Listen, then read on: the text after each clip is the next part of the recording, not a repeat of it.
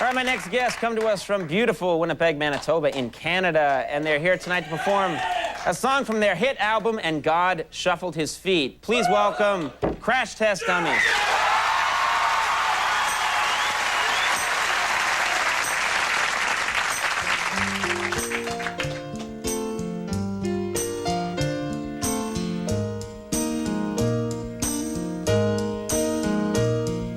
Once there was this kid who got into an accident and couldn't come to school. But when he finally came back, his hair had turned from black into bright white. This is the Crash Test Dummies. They're a Canadian rock band from Winnipeg, Manitoba, likely best known for their 1993 single, which you're hearing right now. So, what does this have to do with advertising? Well, this band is actually named after the diagnostic mannequin called a crash test dummy, often used in traffic collision simulations by car companies. In fact, their name was suggested by a friend who happened to be in medical school. Okay, I admit this doesn't really have anything to do with the ad campaign we'll be discussing this week, and it's barely adjacent to the topic altogether. I just like this song. But do you know what song I like even better?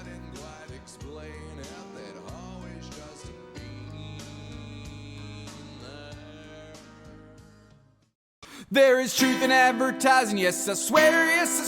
Got new Nikes on my feet and Vidal Sassoon in my hair. I can sure use a Budweiser fruit of the loom underwear. There is truth in advertising, I swear.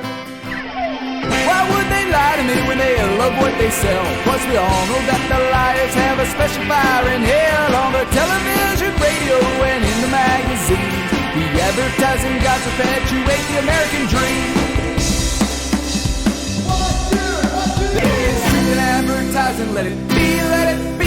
Now I know that I don't need to buy everything they try to sell me, but so easily divided is a fool and his money. There is truth in advertising, let it be. Why would they lie to me when they love what they sell? Plus we all know that the liars got a special fire in hell. On the television, radio, and in the magazines, the advertising gods perpetuate the American dream.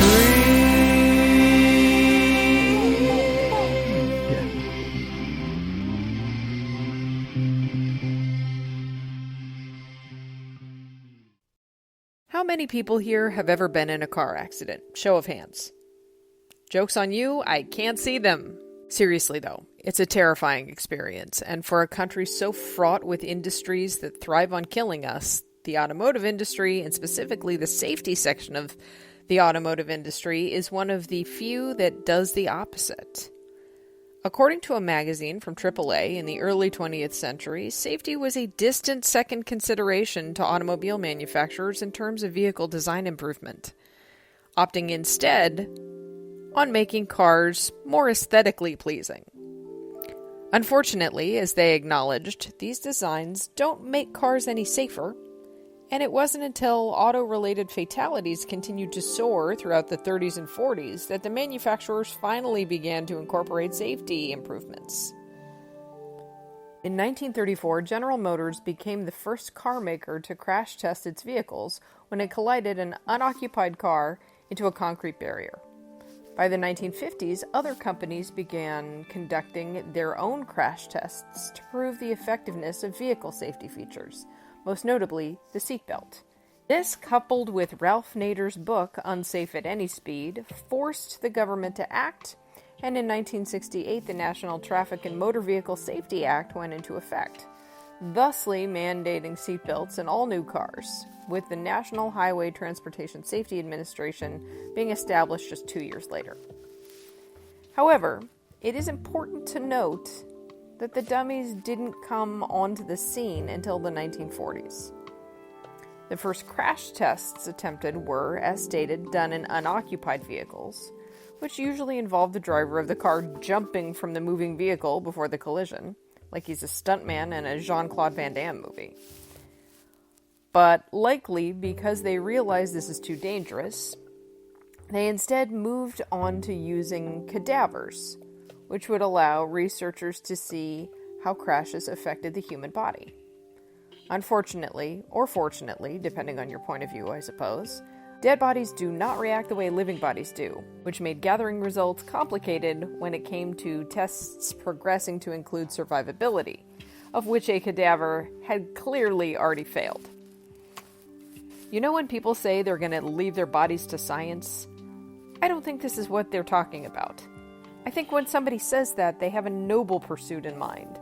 Perhaps they believe by donating their body to science, their organs may be used to save other people's lives, or they might be studied and help further progress the cure for some terminal disease. I doubt Great Aunt Esther thought that after she took the dirt nap, she'd be shoved into an Oldsmobile and sent headfirst against a wall.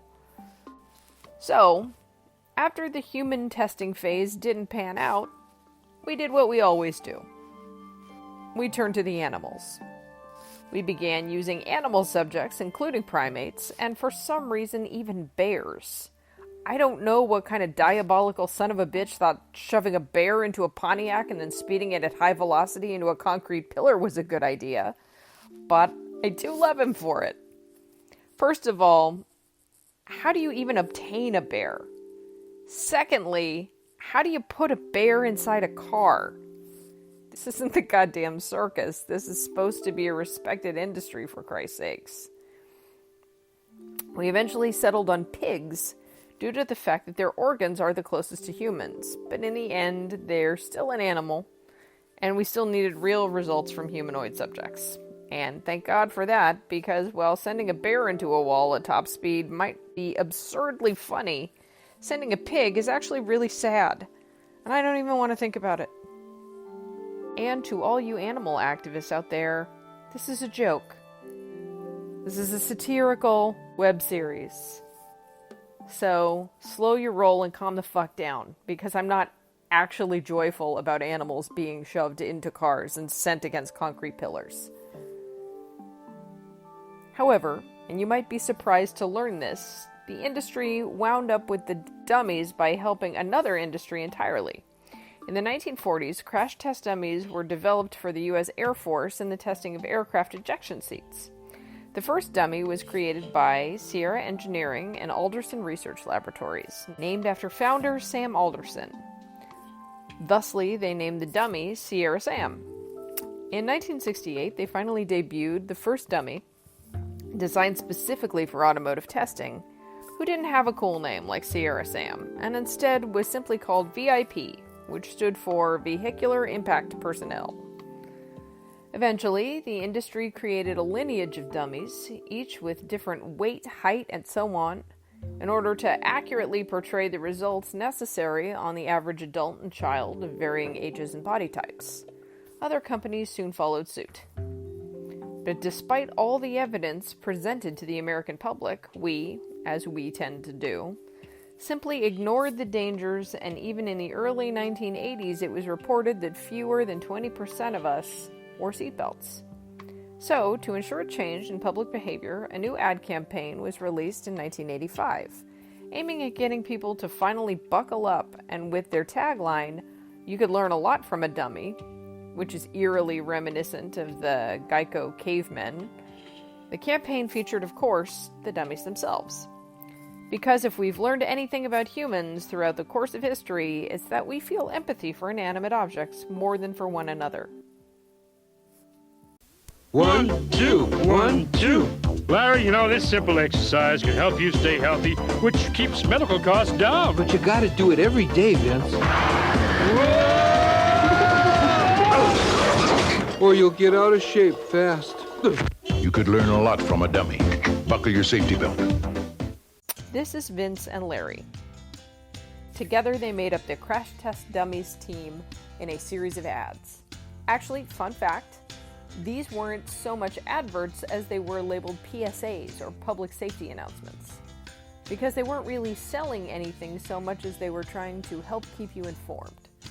Vince and Larry were so successful at their job, however, that they gained the same sort of notoriety that any other major mascot would attain. Vince, voiced by Jack Burns, and Larry, voiced by Lorenzo Music, were two talking crash test dummies who would demonstrate the importance of wearing seatbelts while in a car via their slapstick antics. These PSAs, however, were extremely popular, as stated, and what do you do when something becomes extremely popular? You milk it for all it's worth, primarily toward children. In the early 90s, a toy called the Incredible Crash Test Dummies, styled after the Dummies, was released by Tyco Toys. Each action figure generally had two impact buttons on their torsos that, when pressed, would spring their limbs from their bodies, because nobody finds dismemberment more entertaining than kids. A set of vehicles were also released which could be used to simulate the crashes seen in the ads, including cars, jeeps, motorcycles, and even airplanes. These vehicles, like the dummies themselves, could also be destroyed and later reassembled. Think of it like a more violent Lego set. However, it's interesting to note that each vehicle did come equipped with appropriate safety features such as helmets, airbags, and working seatbelts. This campaign, Toy or Not, was designed to try and save lives, remember? But something interesting happened during this development. See, the original line of toys centered specifically on the Vince and Larry characters. The campaign successfully went beyond the traditional television and radio announcements and wanted to give children and parents a hands-on experience to learn the idea of buckling up. However, after Lawrence Scott Deutschman of the Entertainment Industries Council managed to catapult the toy line into pop culture, this meant that they had flexibility in expansion. This turn of events saw the creation of the second generation of toys, thusly titled the aforementioned Incredible Crash Test Dummies. And here's where things get weird. Okay, well, weirder. See, this line saw a departure from the NHTSA dummies after three major networks banned the PSAs on airwaves in fear of promotion of the Tyco toy line, which inevitably led to the end of the Vince and Larry action figures and namesakes. This meant Tyco had to create a whole new set of characters for the line, including Slick and Spin, Spare Tire, Hubcat, and Bumper, and more. However, thanks to the popularization and major monetization of this toy line in the US and in Europe, for a while they quickly became targets for angry letters from parents who questioned the glorification of car crashes. However, after a few more failed attempts at expansion, Tyco eventually discontinued the line entirely in 1994. And then something really sick happened. In 1998, Mattel purchased Tyco, thusly reviving the line under their own Hot Wheels brand. While the toys played the same way and nothing really changed except how they fell apart, each one suffering damage in a unique way, there's just something sort of not right about Hot Wheels. A franchise built off the idea of fast, dangerous cars endorsing the crash test dummies.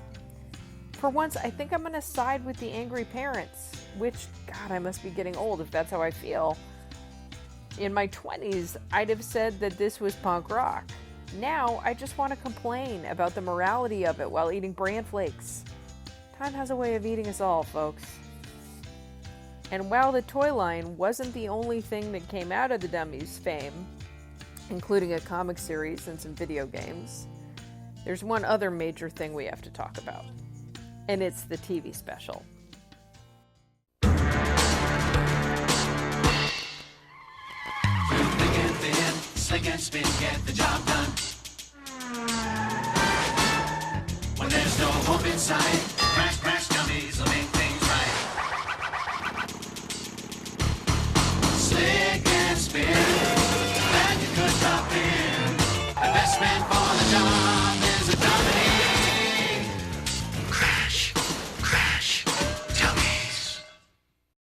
In 1993, a year before the toy line was discontinued, a half-hour TV special called The Incredible Crash Test Dummies was produced and aired on Fox Kids.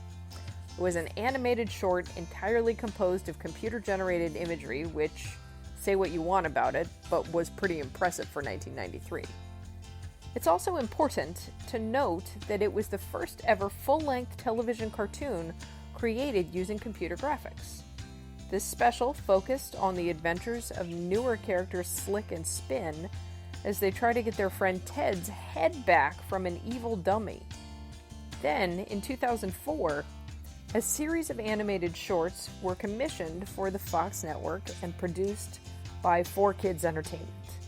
About a year later, the graphics of those shorts were changed. The characters were slightly darker, the frame rate was slightly slower, and by the fall of 2005, they had been replaced entirely by Teenage Mutant Ninja Turtle shorts. This ad campaign, and its subsequent merchandise Madhouse, is a double-edged sword. On the one hand, I can see why you'd market it to children. The entire idea was to promote safety and the use of seatbelts. However, I doubt children were taking away from these things that message. And instead, they probably enjoyed the violence of the whole situation a lot more. Though, shockingly, this worked. Seatbelt use in the US doubled after the campaign made its debut, and by the time the whole thing ended in 1998, roughly 70% of vehicle occupants were now wearing seatbelts, a whopping 50% increase from the early 80s statistic. Today, according to an article from Unilad, in July of 2022, the most expensive dummies can now cost you upwards of more than $1 million, which is arguably more than the cars they're crashing them in. These newer dummies, produced by the Humanetics factory, the largest manufacturer of dummies in the world, sell these high-priced mannequins to companies wanting to test cars, planes, and even space vessels to make sure they're safe enough for living, breathing humans to be in. Also, these apparently are built for a lifespan of 30 years, considering how often they get used. It takes about 5 months to create one of these, and while the older dummies needed to be plugged in to work properly, these new modern types can remotely transmit this crash test data. It's still a booming industry, even if Vince and Larry are long gone. Their time in the spotlight was brief, certainly, but their impact was enormous. Not simply in pop culture, but also in doing their job. They actually managed to make vehicles safer and make the general public more aware of the necessity of seatbelts and vehicular safety. I think the crash test dummies achieved more in the 5 years or so that they were around than most mascots do in an entire lifetime. Here's to hoping that now that they're retired, they're sitting on a beach somewhere sipping ice-cold margaritas. They deserve it. So long as they don't plan on driving afterwards. You're a crash test dummy if I ever seen one. I know you're tough, little buddy, please don't ever give up. You're a crash test dummy if I ever seen one. If you can't save yourself, that's your loss. It's a long way down from the top. When you